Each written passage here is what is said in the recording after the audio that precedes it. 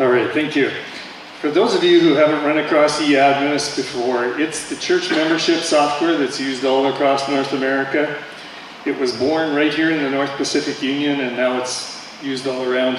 And every church has at least 13 or more years of data in there. So just to give you some background. All right, so Jose approached me just a few months before the COVID did, and was asking, is there some way you can help us with diagnostics for our church? And so as I talked to the people who have experience with church vitality, they said that 3 things that are commonly used to assess church vitality is attendance, baptisms, and contributions. It's kind of like height, weight, blood pressure, pulse that you get taken at the doctor. It doesn't tell you everything, but they're great signals that there might be a problem or that things are going well. So we have all the baptisms for every church in North America going back at least 13 years. And in the North Pacific Union here, we've got them right back to 2000. Attendance. We've got a growing number of churches recording attendance on a regular basis. The North Pacific has done that more than any union. We've got 9 years where we've actually done a fairly rigorous study here. And that's where Jose was mentioning, we found that the lowest conferences in their lowest year, about 40% of the membership in attendance. Best conferences in the best years, just about 50. So right between 40 and 50. The contributions isn't collected anywhere in a central pool, so that's not available. We're putting that a place in eAdventist so that you can enter those things like total tithes and total offerings for your church if you want, and conferences can load that data. So here's what we found. Here's the categories that Jose mentioned, so I won't take any more time on those. But just to picture it, plateauing, you've got a plus or minus 2%. If you've got a church of 100, all it takes is one family moving out or moving in to really push the needle up or down. So that's what that means. Declining really is a downward trend, growing really is an upward trend, and multiplying adds a plant. So just some quick definitions. When we say church, we're talking churches and companies. Baby churches as well as big churches. When we say baptisms, we mean baptisms or professions of faith. Any church that doesn't have attendance, we've used the conservative estimate of 40% of their membership.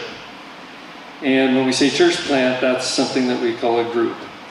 So just so that you know, we've got almost half the churches now that are recording attendance. And I will have to say, after watching what's happened through COVID, a church that doesn't take attendance is kind of like a doctor that doesn't take any notes.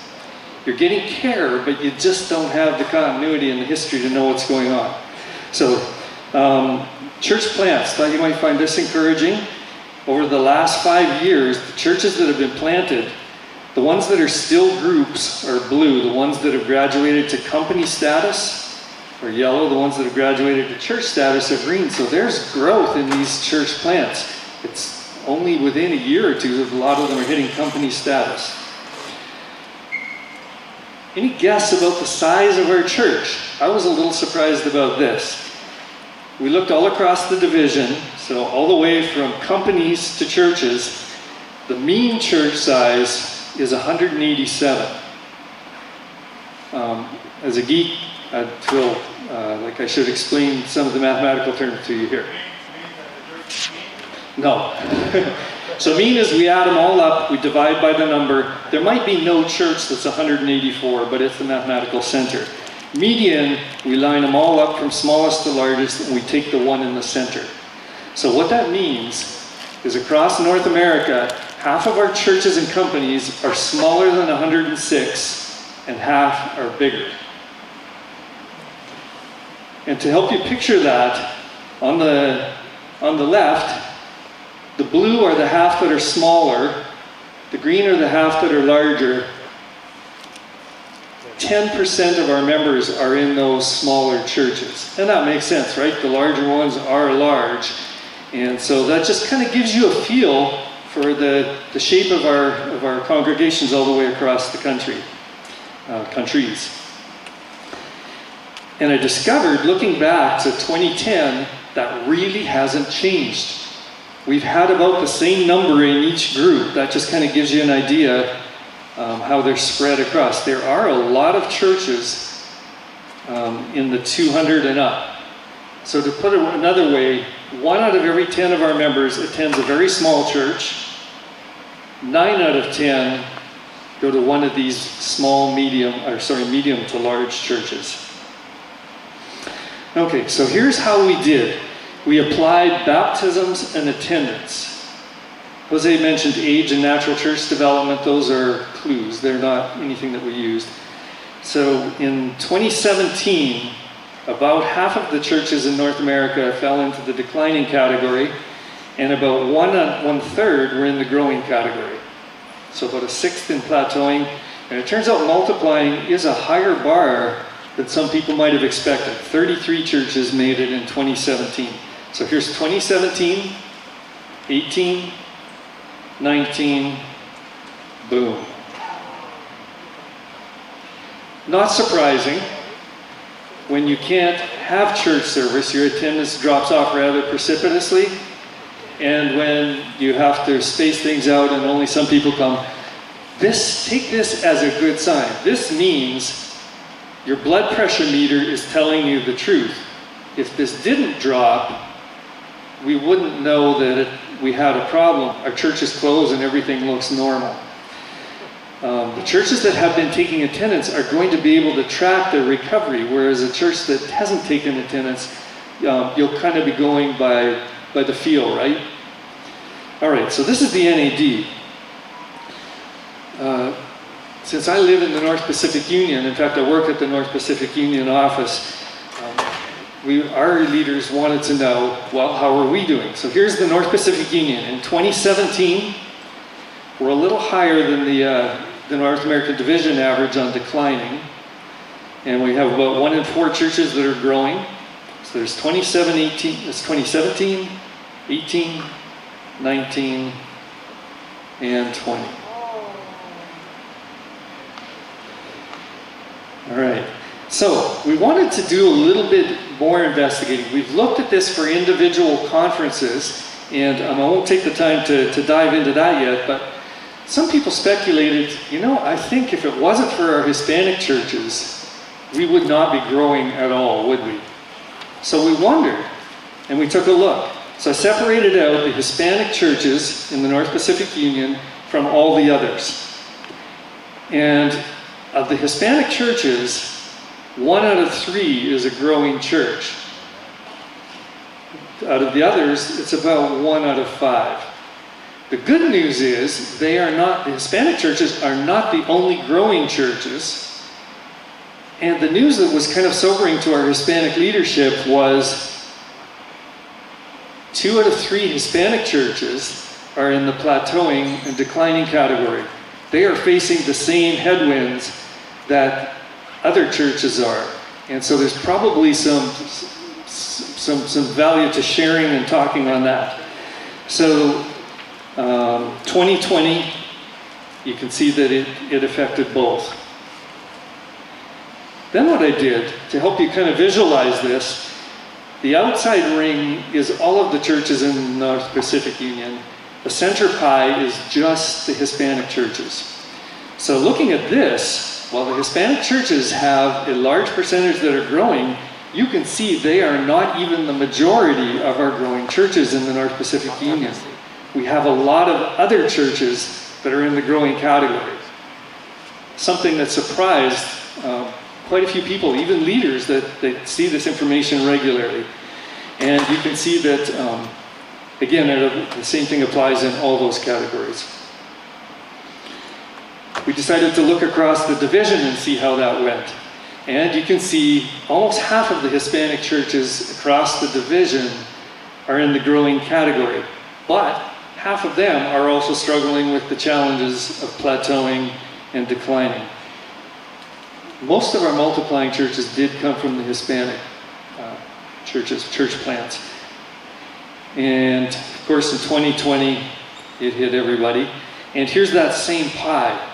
Across North America, the Hispanic churches are a significant component of our growth, But there are a lot of other healthy churches. Here's the other thing we found that was interesting. We've been looking at one-year snapshots, right, for this. So here's the North American division pre-pandemic, so that we at least get some semblance of normal, whatever normal was. When we look at 2 years in a row, the number of churches that hit multiplying 2 years in a row, it declined pretty rapidly. The other thing was the declining churches also shrunk. So what we're finding is our churches seem to kind of hover between a declining and a plateauing, or a growing and a plateauing. And one of the speculations is a lot of our churches, we have kind of a 2-year cycle of things that we do for evangelism, so that may contribute to it. When we did 3 years in a row, it really, really shrunk. So whatever we do, Jose might be getting his 17,000 to 19,000 steps this year. He might find that hard to do for 3 years in a row. That takes some real perseverance, and sometimes it's got things beyond your control. Here's something I thought you might find interesting. I spread each of the categories across the sizes of churches. So those tallest bars you see are the small churches, from 1 to 20, 21 to 99, and 100 to 199.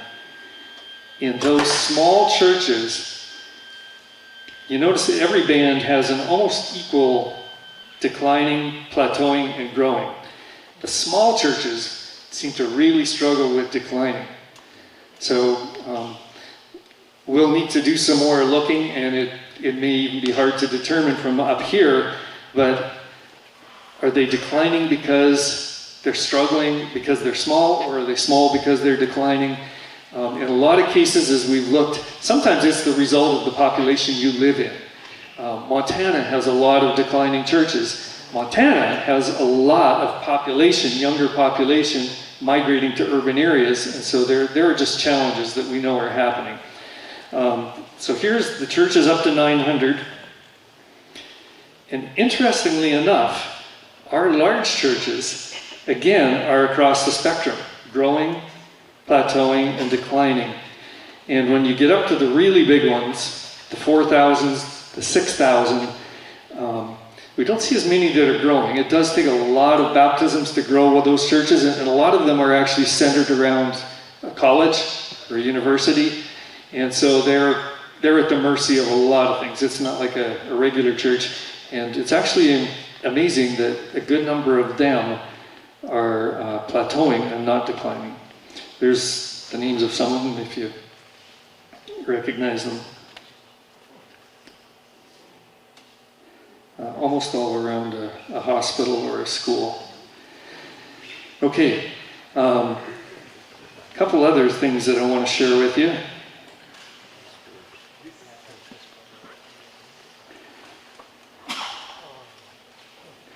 We have people, yeah.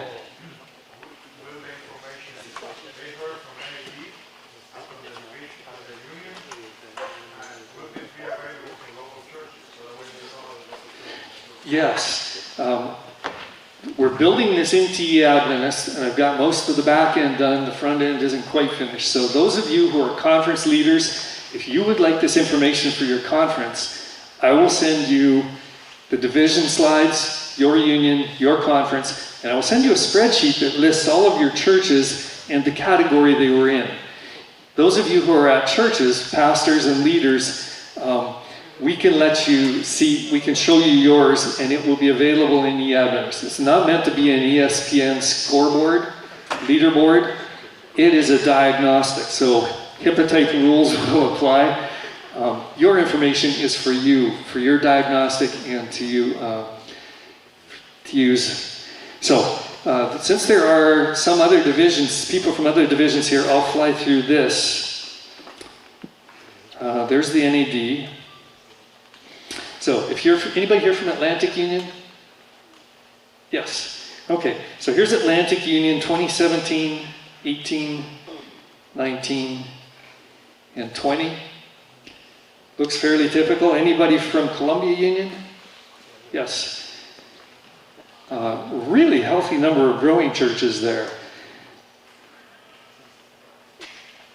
and 2020 hit there. Lake Union, hey, welcome. There's 2017, 18, 19, 20. Mid-America, yes. 2017, 18, 19, and 20. Your declining area looks a lot like North Pacific Union, and we see that where there's large rural areas, there's a lot of small churches, and a lot of the small churches, as people are moving to larger areas, you've got some really healthy churches in your urban area, but your rural areas are shrinking. And I don't want you to get the understanding that people are dying spiritually in a plateauing or a declining church, right? People are being fed, people are being meeting the Lord in their declining church. It's just that the church itself is shrinking. There may be a symptom of something there, but take it that way. North Pacific, we have a few people from the North Pacific. You've already seen our numbers. Pacific Union? No? Oh, yes. Welcome. So there's 2017, 18, 19, and 20. Canada? Yes, DACO. Okay, 2017, 2018, 2019, and 2020. Southern Union? Okay, we'll fly through those. And the Southwestern Union. Yes, welcome. 2017, 18, 19, and 2020.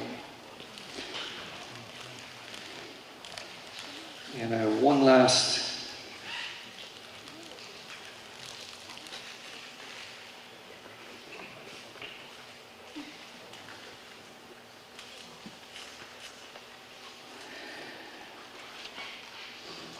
When I look at this picture, the first thing that hit me was, wow, that was definitely not taken in the last year and a half.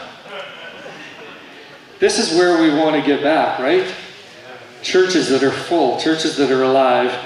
And in 2020, our churches had to figure out how they were going to worship when they couldn't gather.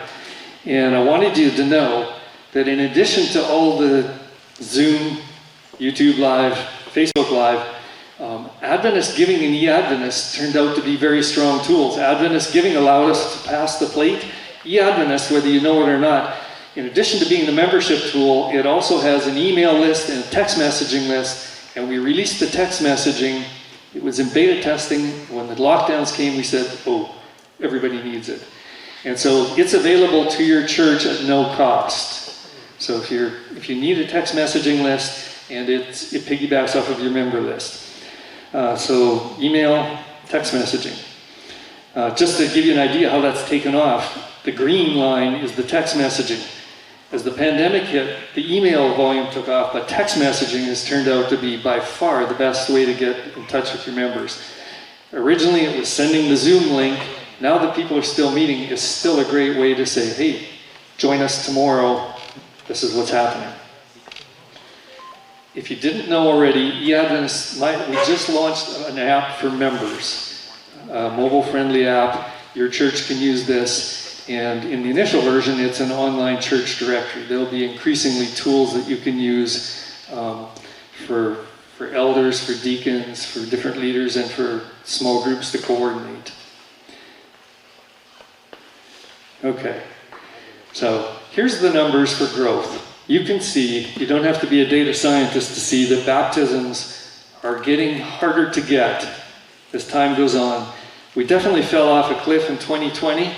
The good news is, 2021, that's the first 3 quarters, we're coming back. I don't know if we'll be all the way back, but we're getting closer. And our net growth, so this is plus and minus taken into account, we're already just slightly in the black for this year overall. I told you about church size. This is kind of the way our churches look. We've got some very large ones and a lot of small ones. And there's the explanation of mean and median. You saw that before. Here's the distribution. And here's the last part I thought you might find interesting. I hear and read a lot of things about the age of members. We're graying. Some people say the average age in North America is 58. Some say 62, over 50. The problem is almost all of these are based on samples, right? That's like I sit down with 3 people in this room, ask them a question, and then tell you what the whole room is like. The trick is to pick the right 3 people, right? That's what they're doing. Most of the studies, they're being done well for studies, but every study is at the mercy of who they pick. And the way the studies have been done in the past, as I've contacted some of the people who have done it, they're also at the mercy of who decides to answer. And I have a feeling that it's some smaller churches that have chosen to answer, and possibly largely English-speaking churches that chose to answer. So it's a challenge everybody has when they're doing surveys. Fortunately, in eAdventist, we have birth dates recorded for 70% of the members. That's a large sample. Now, statistically speaking, that's what they call an accidental sample. They just happen to have numbers there. But we can still say something useful. So for the 30% that we don't know about, we're going to make the simplest possible assumption. We'll assume that they're pretty much the same spread as everybody else. So here's the way the ages break out across North America. We have fairly even representation from 20s, 30s, 40s, 50s, and 60s. And you can pretty much guess by dropping a line down the middle what the median age is. It's not 50, it's 48 right now. It's going up between 4 and 5 months every year. The country is going up by 2 and 3 months every year, so we're aging just a little ahead of the country. And just to give you perspective on this, the median age in Canada is 41. Median age in the United States as of last year was 38.4. However, that includes a lot of people who are under the age of 10. And we don't generally baptize a lot of people under the age of 10. So if you want a fairer comparison, take out 13% of the population, and it brings the median age, it's hard to nail it precisely, but it's closer to 42 or 43. So we're not as far over the median age as you would think. Now this is membership, this is not necessarily attendance. So as kids that get baptized move on and don't come back right away, just to give it a little bit of reality there. So, as you discover the challenge of multiply, and you discover what we have for church vitality, our sincere hope is that this is what it's going to bring in your church. We want you to thrive. It's not just Kaiser Permanente's slogan. We want to thrive here and help our communities thrive.